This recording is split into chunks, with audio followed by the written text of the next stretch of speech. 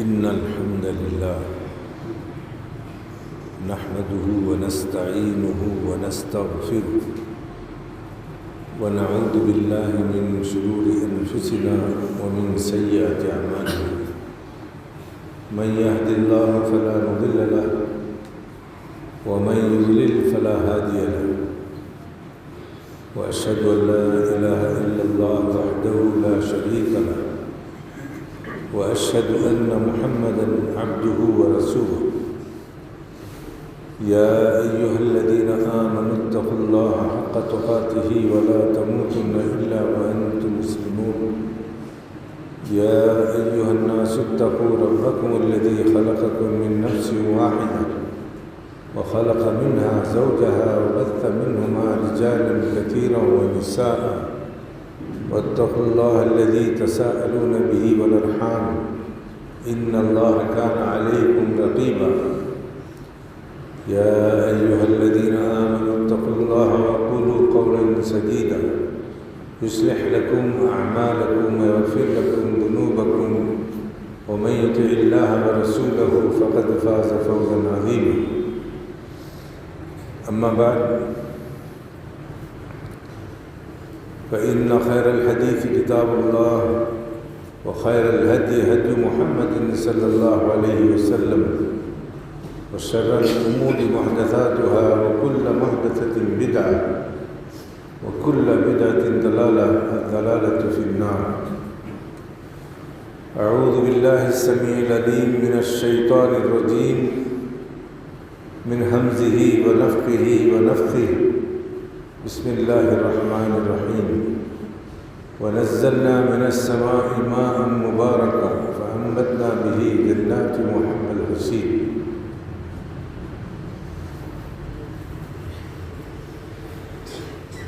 محترم حضرات گرامی اور خواتین اسلام،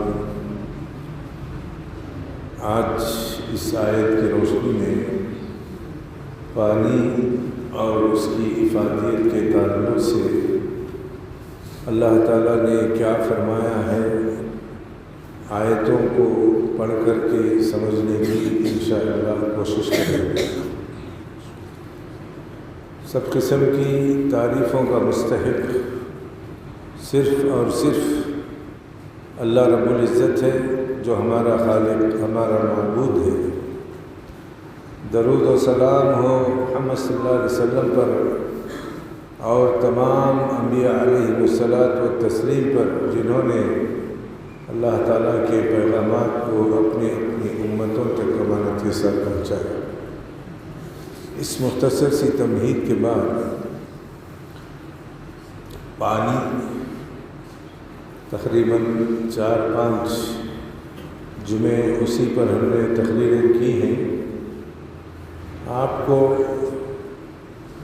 اس کی اہمیت بتانا ضروری تھا، اور قیامت تک اس کی ضرورت انسانوں کو پڑے گی، چاہے مسلمان ہو، کافر ہو، کسی اور مذہب سے تعلق رکھتے ہوں، سب لوگوں کو پانی کی ضرورت ہے۔ ساتھ میں جتنے جانور اللہ تعالیٰ نے پیدا کیے ہیں، جتنے پرندے ہیں، سب کے لیے پانی کی ضرورت ہے۔ اللہ تعالیٰ فرماتا ہے، ہم نے اتارا ہے آسمان سے برکت والا پانی۔ کیا ہے برکت؟ کبھی آپ نے سمجھا؟ نہیں، آپ کو معلوم نہیں ہوا تو آپ کا دنیا میں آنا بیکار ہے۔ ارے ایک مسلمان، ایک انسان پانی کے تعلق سے معلومات نہیں کر لیتا تو ایک بےہودہ انسان، کیا معلوم؟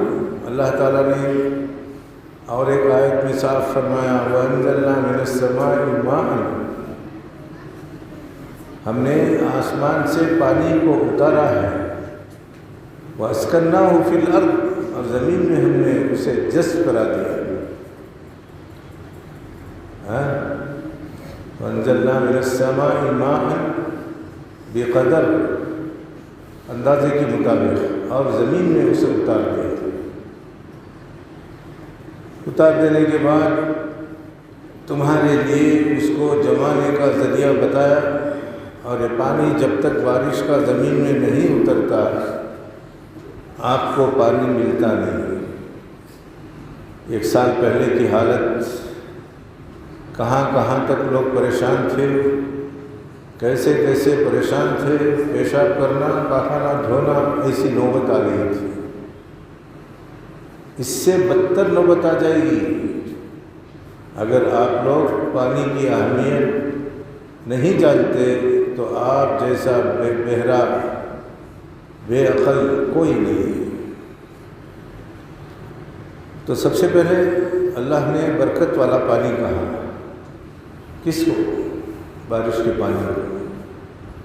ابھی میں پکڑ کر کے پیا پانی، جو 2-3 بارشیں ابھی حال میں ہوئی، ماشاءاللہ اتنا میٹھا۔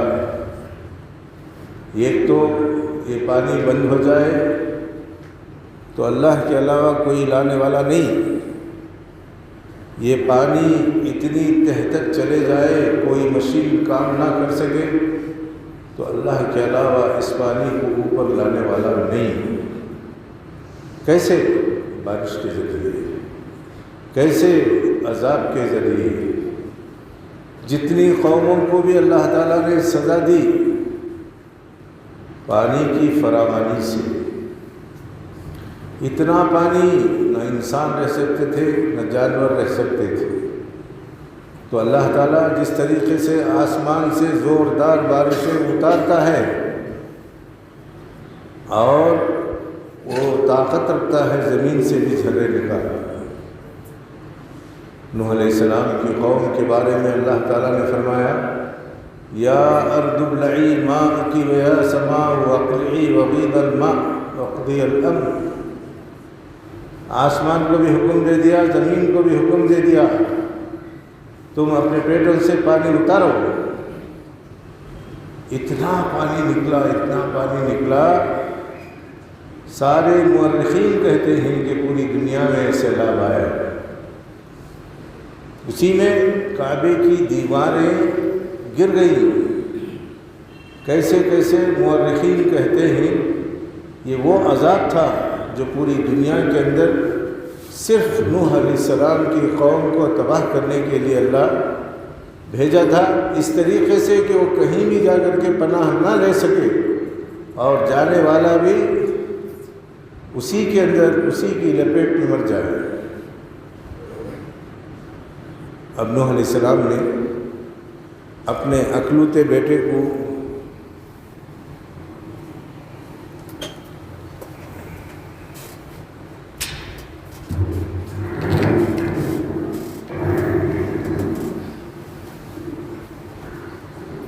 نیچے اتار دیے تو بیٹھے۔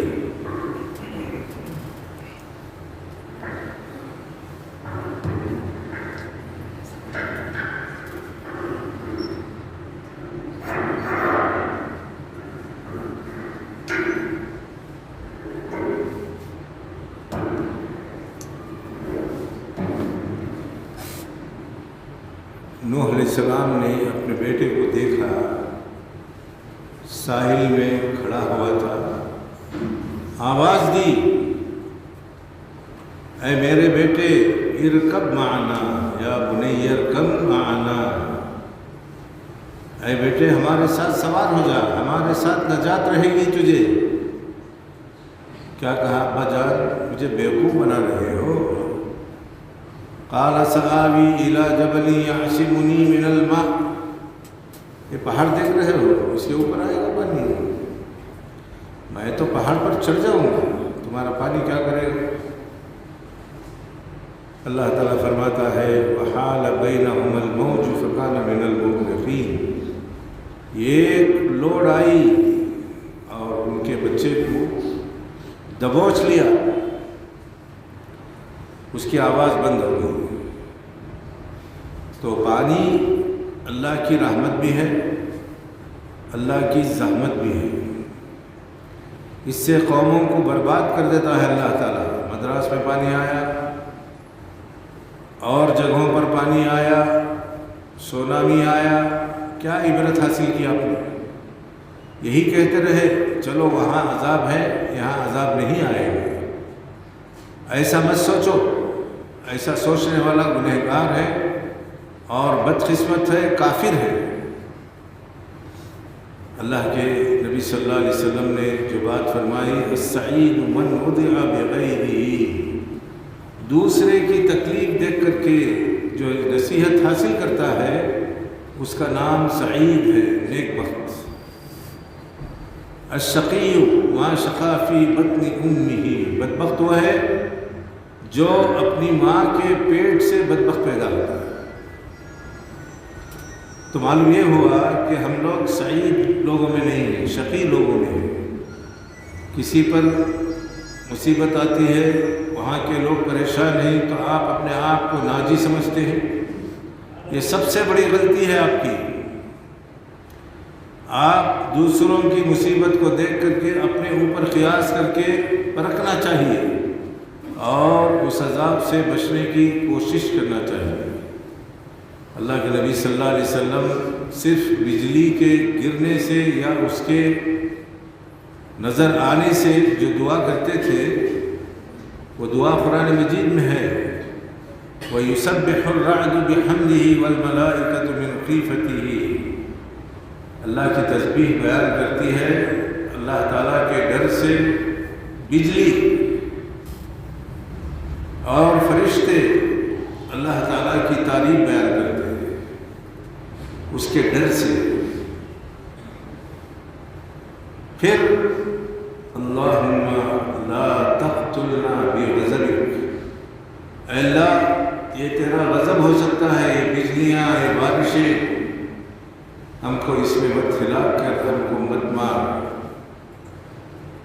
ولا تہلکنا بعذابک، اور تیرے عذاب میں ہم ہلاک ہو جائیں اس سے بچا۔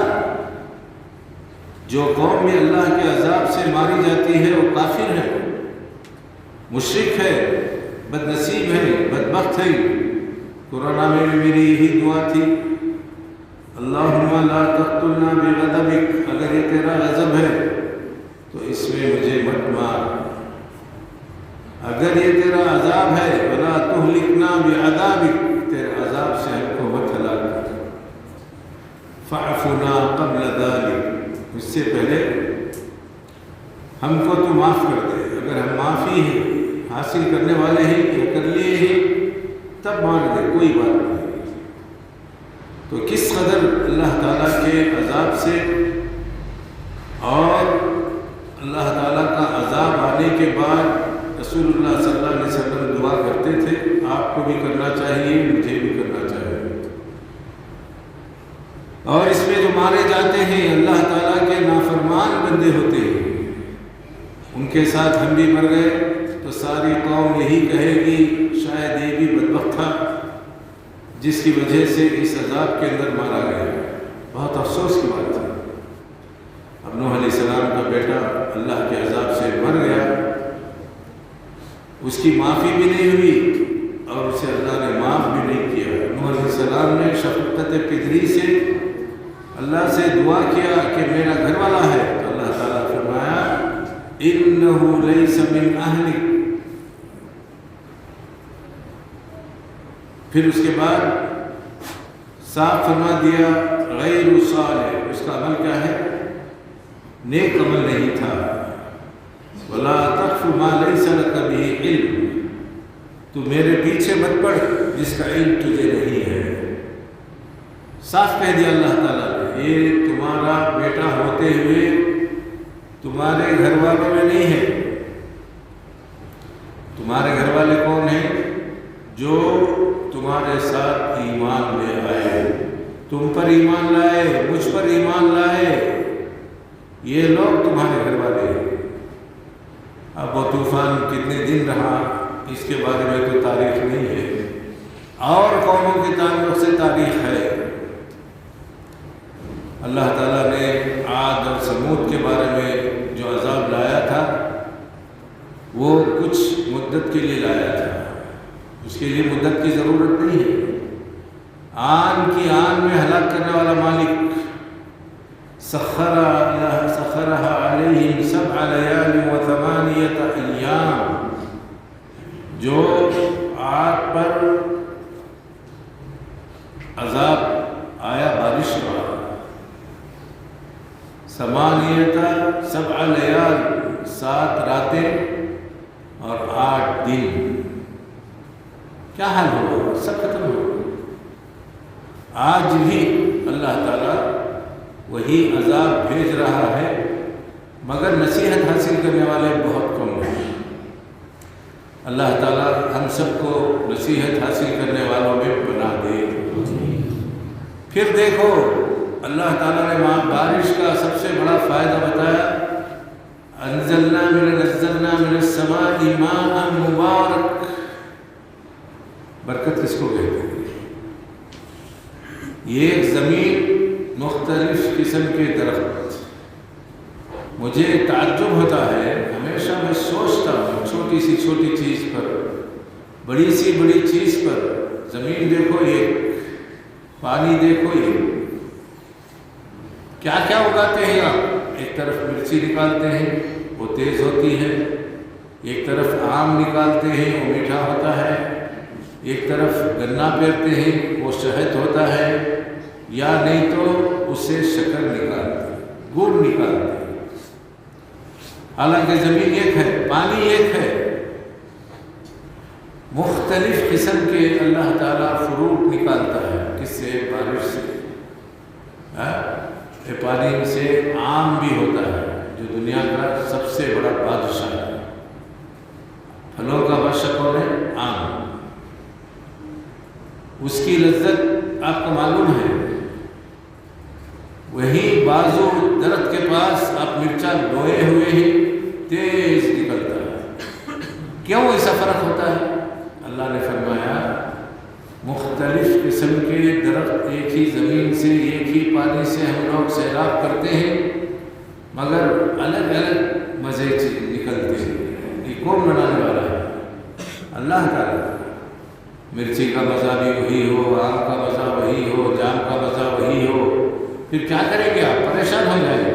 لیکن اللہ تعالیٰ نے سب کے مزے الگ، سب کی صورتیں الگ، پانی ایک، یہ مبارک پانی ہے۔ آپ پینا چاہیں تو بھی پی سکتے ہیں، کپڑے دھونا چاہیں تو بھی دھو سکتے ہیں، دوائی بنانا چاہیں تو بھی بنا سکتے ہیں۔ یہ اتنا مفید پانی ہے جس کو اللہ تعالیٰ مبارک کہا، برکت والا۔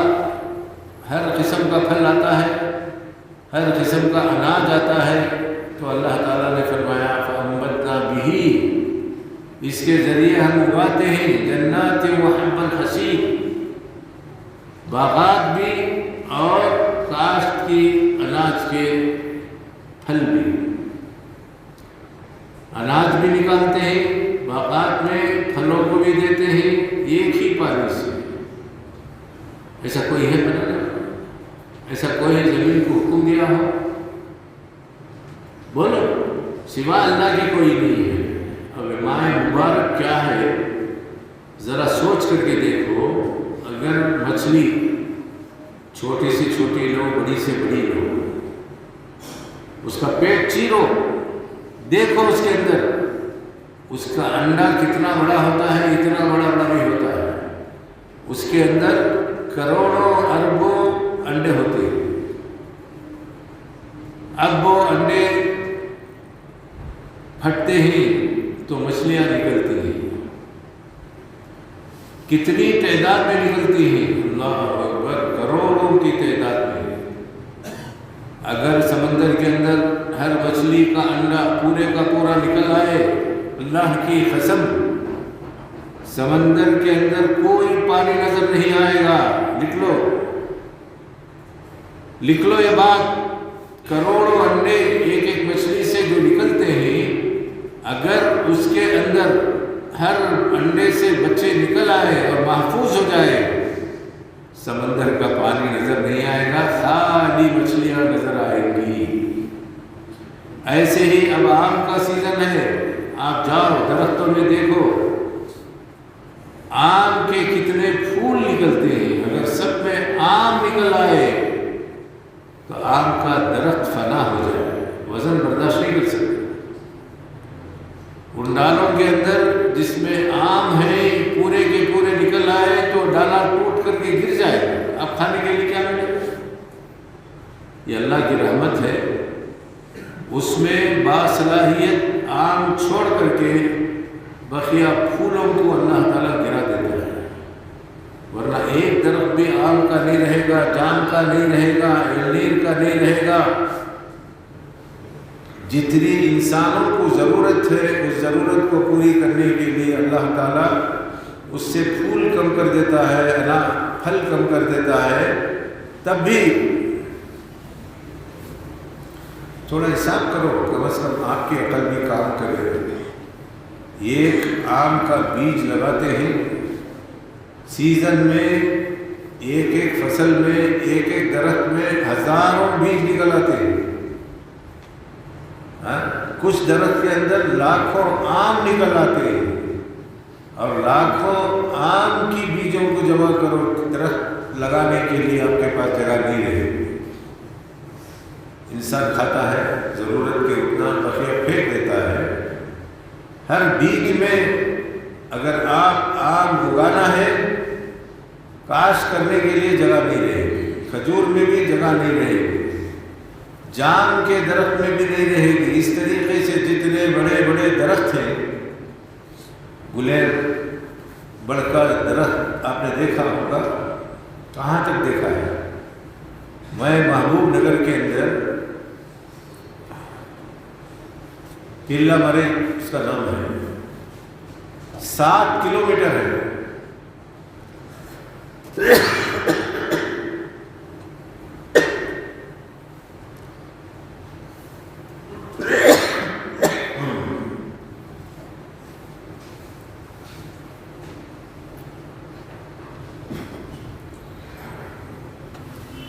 پورے ایگریکلچر کے ماہر آج تک نہیں بتا سکے اس میں کون سا درخت پہلے پیدا ہوا، یا ایک ہی درخت سے اتنا لمبا سلسلہ چلا گیا۔ یہاں کلیری کے پاس بھی کوئی بستی ہے جہاں کا پلے مری دیکھنے کے لیے باہر سے لوگ آتے ہیں، اس کے اندر کئی دکانیں کاٹی گئی۔ اس کا بیج دیکھو، آپ دیکھے ہوں گے بھی تو آپ کو عقل نہیں آئی ہوگی۔ اس کا بیج نکال کر کے دیکھو، خشخش کے 10 حصہ کم ہوتا ہے۔ خشخش ہی پہلے چھوٹا دانا ہے، ویسے ہی دانے یہ پنڈو کے اندر 100,000 ہوتے ہیں۔ اگر اس طریقے سے اللہ تعالیٰ اگا دے تو آپ کو رہنے کے لیے جگہ نہیں ملے گی، کاشت کے لیے جگہ نہیں ملے گی۔ وہ پنڈو کوے گلہری وغیرہ سب کھا کر کے ختم کرتے ہیں، ہم تو کھاتے ہیں ایسے ہی چھوڑ دیتے ہیں۔ اب کہیں کوا وہ کھا کر کے گیا، کسی درخت پر پخانہ کر دیا، اس بیجوں کو بھی اللہ تعالیٰ اگا کر دکھاتا ہے۔ درخت کے اندر درخت، پیپل کا درخت ہے، اس کے بھی پنڈو لے کر کے دیکھو کتنے چھوٹے ہوتے ہیں، درخت کتنا لمبا ہوتا ہے، کتنا موٹا ہوتا ہے۔ جتنا بڑا دانہ ہوتا ہے اس سے چھوٹے چھوٹے اناج نکلتے ہیں، جتنا چھوٹا دانہ ہوتا ہے اس میں بڑے بڑے درخت اللہ تعالیٰ نے اگا کر کے بتائے۔ چھوٹے کو بڑا بنا دے، بڑے کو چھوٹا بنا دے، یہ ہماری قدرت ہے، ہماری قدرت ہے، انسان کی نہیں ہے۔ انسان سوچنا ہے، کیوں؟ اپنے رب کو پہچاننے کے لیے۔ تو یہ عذاب بھی ہے، رحمت بھی ہے۔ تو نبی کریم صلی اللہ علیہ وسلم دعا کرتے تھے، اللہم اسقِ عبادک و بہائمک وانشر رحمتک واحی بلدک المیت۔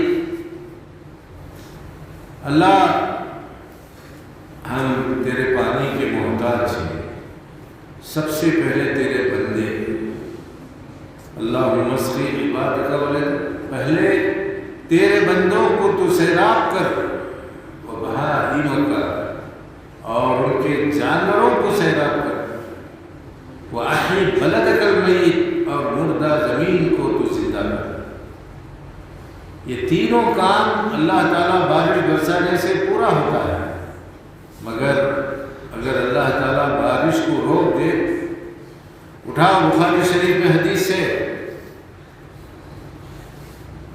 اور یوسف علیہ السلام کے زمانے کا قحط بھی ذکر ہے سورہ یوسف کے اندر۔ دنیا کے اندر سب سے پہلے راشن کارڈ بنانے والا کون تھا؟ اللہ کا نبی۔ کیوں؟ 7 سال تک قحط تھا، اور اناج کو جمع کرنے کی ترتیب ترکیب سب یوسف علیہ السلام جانتے تھے۔ بادشاہ نے خواب دیکھا، 7 گائے، کیسی دبلی گائے موٹی گائے کو کھا رہی ہے، الٹا موٹی گائے دبلی گائے کو کھا رہی ہے، یہ سمجھ میں آتا ہے، مگر اسے الٹا خواب دیکھا۔ 7 خشک خوشے اور 7 ہرے بھرے خوشے، یہ دیکھنے کے بعد میرے خواب کی تعبیر کیا ہو سکتی؟ تو ان کے بعد جو غلام تھا اس نے کہا میں ایسے آدمی کو جانتا ہوں جس نے ہمارے خواب کی تعبیر بیان کی اور بالکل صحیح نکلی، وہ جیل میں ہے۔ ہر آدمی جیل کو جانے والا، وہ نوہیرا جیل کو گئی، کوئی گدھا مولوی کیا بول رہا ہے؟ یوسف علیہ السلام بھی جیل کو گئے، کیا فراڈ کر کے گئے؟ لوگوں کا مال کھا کر گئے؟ لوگوں کو لوٹ کر کے گئے؟ نہیں، وہ تو الزام میں گئے۔ تو فوراً آئے نہیں، آیا بادشاہ بلانا، چلو، نہیں میں نہیں آؤں گا یہاں تک کہ میرا الزام رفع ہو جائے، دور ہو جائے۔ میں آنے کے بعد لوگ چیچے میں گویا نہ کرے کہ یوسف جیل میں تھا، پہلے جا کر بادشاہ سے بولو وہ عورتوں کا حال کیا ہے جو مصر کی عورتیں اپنی انگلیاں کاٹ لی تھی، کیوں؟ پوچھو۔ اس نے درباریوں کو حکم دیا، جاؤ جا کے تحقیق کرو۔ تو چند سال جیل میں رہنے کے باوجود بھی پرانے کیس کو اوپن کرنے والا یہی بادشاہ ہے۔ اب جمال خشوگی کے بارے میں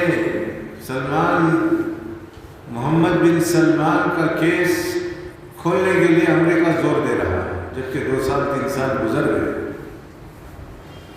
تو اس سے معلوم ہوتا ہے کتنا پرانا کیس کیوں نہ ہو، اس کے اندر جان بھری جا سکتی ہے اور مجرم کو پکڑا جا سکتا ہے اور بے گناہ کو نکالا جا سکتا ہے۔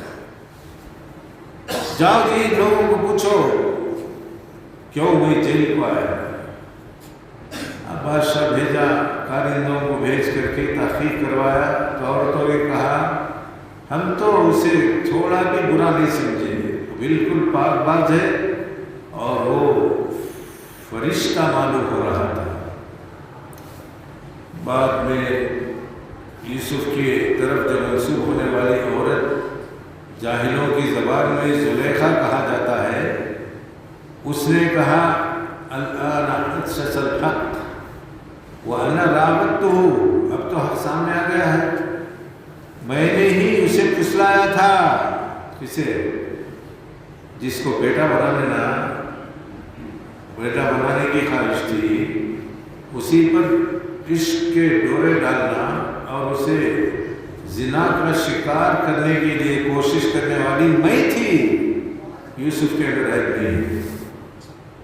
یہ معلوم ہونے کے بعد جیل سے نکلے، اس کے بعد کیسے حفاظت کیا، 7 سال تک قحط کے اندر اناج تقسیم کیا، صرف مصر میں نہیں، مصر کے اطراف اور اکناف میں اتنا راشن پیدا ہوتا ہے۔ ابھی جو کسان اسٹرائک کر رہے ہیں، ان کے پاس جتنا اناج بکتا ہے وہ پوری دنیا کے لیے کافی ہو سکتا ہے۔ یہ چاول کے دانے میں دیکھو 100 دانے نکل آتے ہیں۔ اگر یہ نظام اللہ تعالیٰ کا نہ ہوتا، ایک چاول سے ایک چاول نکلتا تو ہم بھوکے مر جائیں گے۔ قحط کا باغ ہو جائے گا.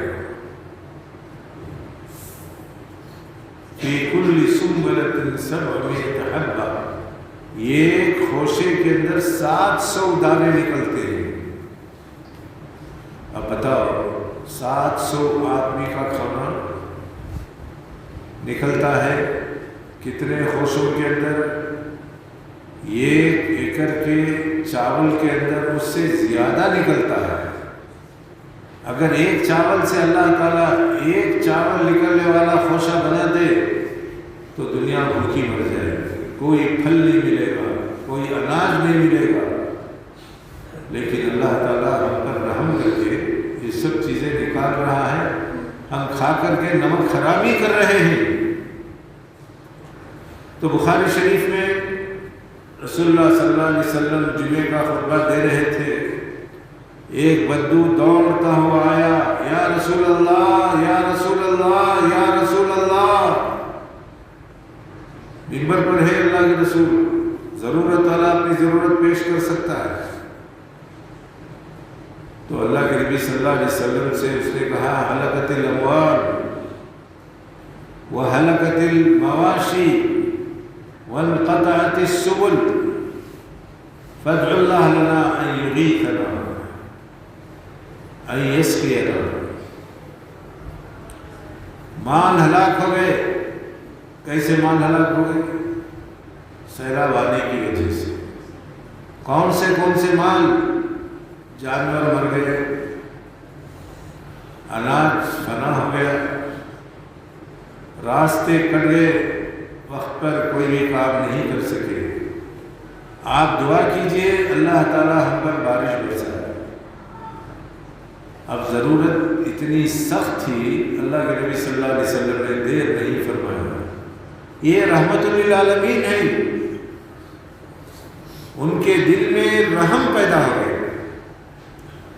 ہاتھ اٹھا کر کے دعا کی، اللہم اسقی عبادک و بہائمک وانشر رحمتک واحی بلدک المیت. اور دعائیں بھی اللہ کے نبی صلی اللہ علیہ وسلم سے منقول ہیں. اللہم اغثنا اللہم اغثنا اللہم اغثنا غیثا ہنیئا مریئا عاجلا غیر آجل نافعا غیر ضار. اللہ تو ہماری مدد فرما. کیسی مدد؟ بارش کو برسانا اتنی جو ہماری مدد کے لیے کافی ہو جائے. پھر اس کے بعد اللہ کے رسول صلی اللہ علیہ وسلم نے جو الفاظ استعمال فرمائے، غیثا مغیثا نافعا نفع والی غیر ضار نقصان نہ پہنچانے والی. پھر اس کے بعد اللہم لا تہلکنا لا تقتلنا بغضبک. کہیں اسی بارش کے اندر جیسا اگلی قوموں کو تو نے برباد کیا، نوح علیہ السلام کی قوم کو برباد کیا، فرعون کو غرق کیا، عاد کو غرق کیا، ایسا نہیں بنانا. اسے رحمت والی بارش بنانا اور دیر پا فائدہ پہنچانے والی بارش برسا. یہ دعا کرتے تھے اللہ کے نبی صلی اللہ علیہ وسلم. اب اس کے بعد صحابہ کرام کہتے ہیں اللہ کے رسول نے جو دعا فرمائی، اتنی تاثیر والی دعا ہم نے کبھی دیکھا نہیں، کسی کے زبان سے دیکھا نہیں. دعا کر کے آپ ختم کیے، اچانک بادل آ گیا. ایسا دعا کرنے والا دعا کرے، اللہ تعالیٰ رحم کرنے والا ہے، رحم کرتا ہے. اور اتنی گرج برج کے بعد 8 دن تک ہوتی رہی. اب پریشانی شروع ہو گئی، کہیں یہ رحمت زحمت نہ بن جائے. پھر آیا بدو، جمعے تک بارش پڑی ہے. آ کر کہا اللہ کے رسول اب تو اتنا بارش ہوا ہے، اتنا پانی پڑا ہے، جانور بھی مر رہے ہیں، کھیتیاں بھی تباہ ہو رہی ہیں، راستے بھی کٹ رہے ہیں، آنے جانے کے لیے مشکل ہے. آپ دعا کیجئے اللہ تعالیٰ بارش کو روک دے. صحابہ کہتے ہیں اللہ کے نبی صلی اللہ علیہ وسلم نے منبر پر 2 جمعہ دعا کی، ایک برسنے کی، ایک رکنے کی۔ اس کے بعد ہم نماز کے بعد نکلے، دیواروں پر سایہ پڑا ہوا تھا، اجالا نہیں تھا، دھوپ کا۔ تو اچانک سورج نکل آیا اور ہم پہلی جمعہ بھیگتے ہوئے گئے اور دوسری جمعہ گرمی میں گھر پہنچے۔ کیا سمجھتے ہیں اللہ تعالیٰ پانی روک لے تو کوئی برسانے والا نہیں، پانی زیادہ کر دے کوئی کم کرنے والا نہیں سوائے اللہ کے۔ اس لیے زمین بھی اللہ کی ہے، آسمان بھی اللہ کا ہے۔ زمین کو بھی اللہ تعالیٰ نے نوح علیہ السلام کے قوم کو برباد کرنے کے لیے حکم دیا، اے زمین پانی کو روک لے، پانی نیچے چلا گیا اور جتنا پانی بہا تھا پوری دنیا میں سیلاب آیا۔ اللہ اکبر۔ کیسے علاقے میں رہتے تھے، آج بھی وہ کشتی موجود ہے، جاؤ جا کر کے دیکھو، پہاڑی بستی۔ اور بیٹے نے بھی یہی کہا، اس پہاڑی پر چل جاؤں گا تو ہم بچ جائیں گے۔ اللہ نے کہا نہیں، لا عاصم اليوم من امر اللہ، جب عذاب آ جائے، شروع ہو جائے، سوائے اللہ کے کوئی بچانے والا نہیں۔ یہ یاد رکھو، ہمارے اعمال بھی ایسے ہی ہیں۔ ممکن ہے اللہ تعالیٰ ہم کو ہلاک کرنے کے لیے کوئی ایک عذاب ہم پر نازل کر دے اور ہم سب کو برباد کر دے۔ یہ موت اچھی نہیں ہے، یہ موت اچھی ہے نہیں۔ موت عذاب کی حالت میں جب آتی ہے تو ہمارے تقدیر میں بری موت ہے، اگر عام دنوں میں آتی ہے تو ہمارے لیے رحمت ہے۔ تو یہ عذاب اگر ہے تو اللہ تعالیٰ اس عذاب میں ہم کو بچا کر کے اللہ اپنی رحمت میں اٹھائے۔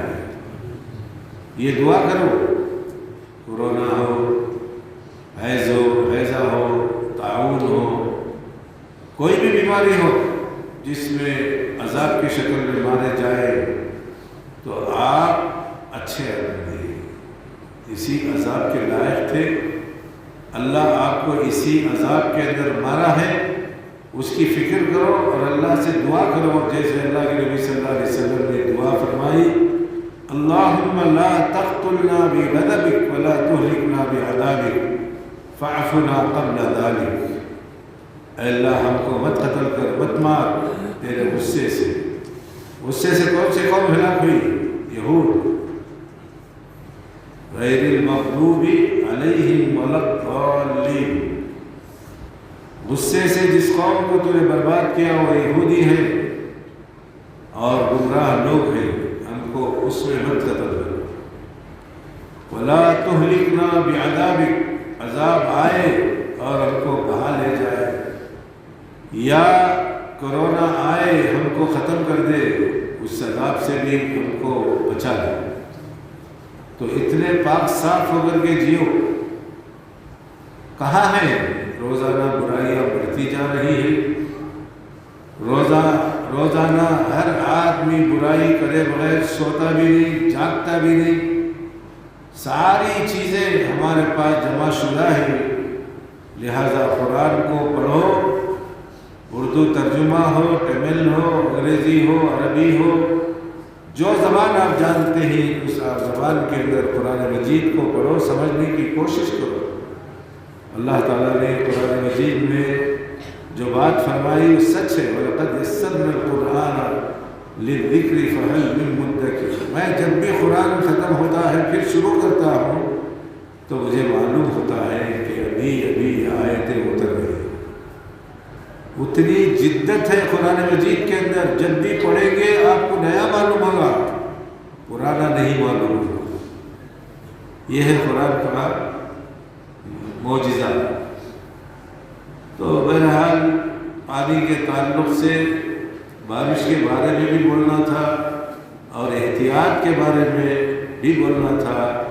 جو پانی بھی اللہ تعالیٰ آپ کو میسر کر رکھا ہے، ہم تلاش کرتے ہیں کہ میٹھا پانی ہو، قابل پینے کے پانی کی ہی زیادہ تعریف ہوتی ہے، اور انسان اسی پانی کو تلاش کرتا ہے، کھارا ہو، پھیکا ہو، کڑوا ہو، انسان پسند نہیں کرتا۔